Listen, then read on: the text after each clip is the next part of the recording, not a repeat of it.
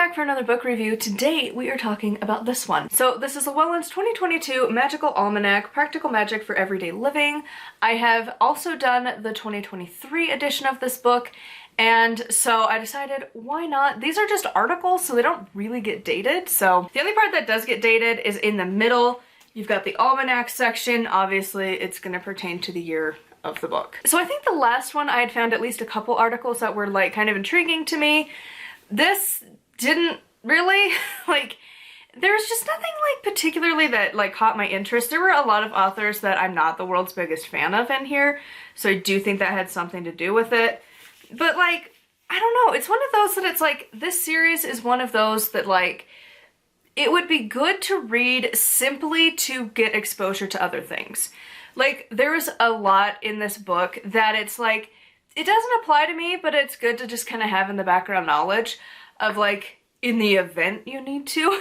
Like, there's one on like protesting. I'm never going to a protest, ever. I enjoy living, so I'm never gonna do that. So like, but if I know somebody that's gonna go to a protest, I could be like, hey, there was something in this book for you.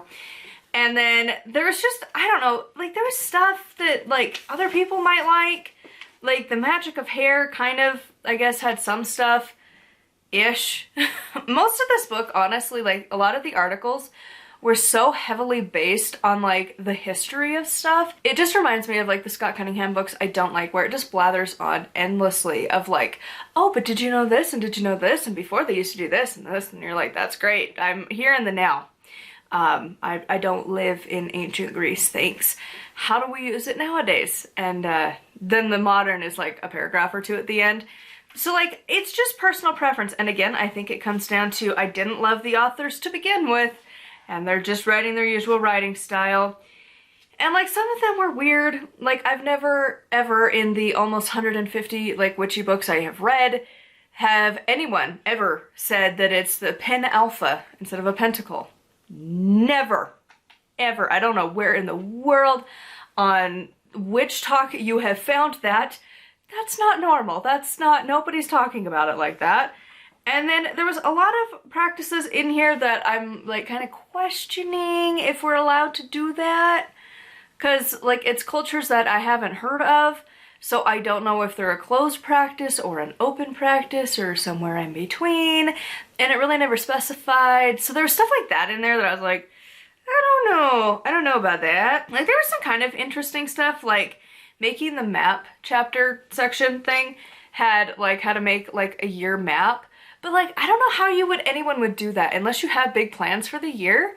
You don't know what the year's gonna hold. Cause like I thought about it and I was like, if I did that, where I'm at now in life, right now, I would have absolutely no idea other than to put like what 4 books theoretically.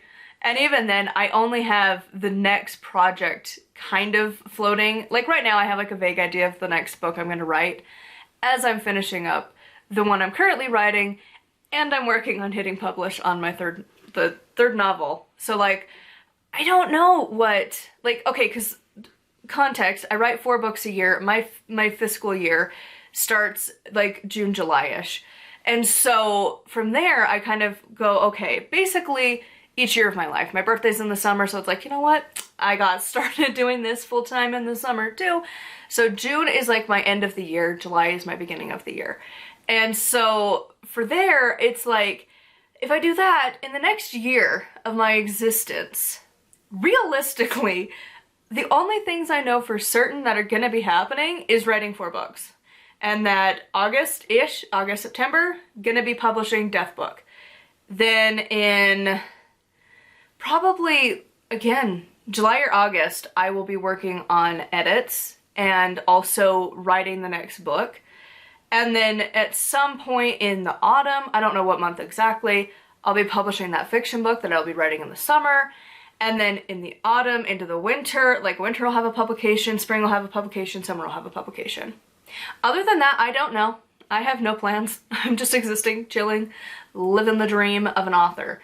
So, I don't know. Like I have a few things, but not that many. Because like by that point, we pretty much will have our final flippin' payments on the funeral we've been paying on for years. That'll be done. And it's like thinking about getting a new car. Well, you know, turning in my car to get a different model because it didn't have the exact stuff that I wanted. And so it's like stuff like that, but I'm like, it's not that big of a deal to me. So like, I don't know. I don't know what people would put. Like, unless you have big things planned, like as an adult, you don't really. Like, I don't know, maybe if you're going on a cruise this year or something, you could put that.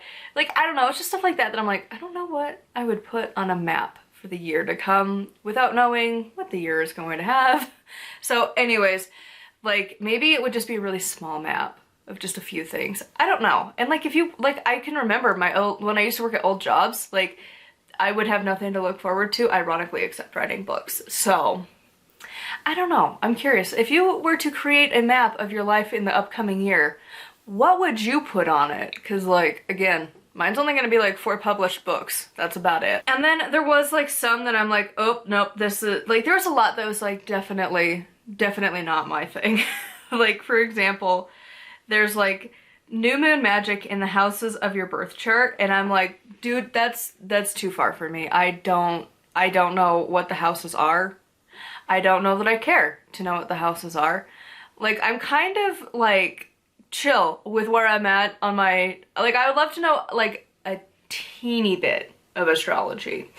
As much as what are the zodiacs? When are the dates? Because like the ones not close to me, like the other half of the year, I'm like, they exist. And that's about it. Like winter, spring-ish, not a freaking clue. Like if you asked me when Aries begins, could not tell you. I literally have no idea. I think it's April and that's about it. So like, I don't know, but I don't care to know like how the houses are in your like natal chart and then let alone how they affect you throughout the, I don't care. So that was one that was like, yep, nope, that's too much. That is beyond my care. I am happy just to chill in the little bit of knowledge that I have. And then there was also like shadow work with the goddess Never Not Broken.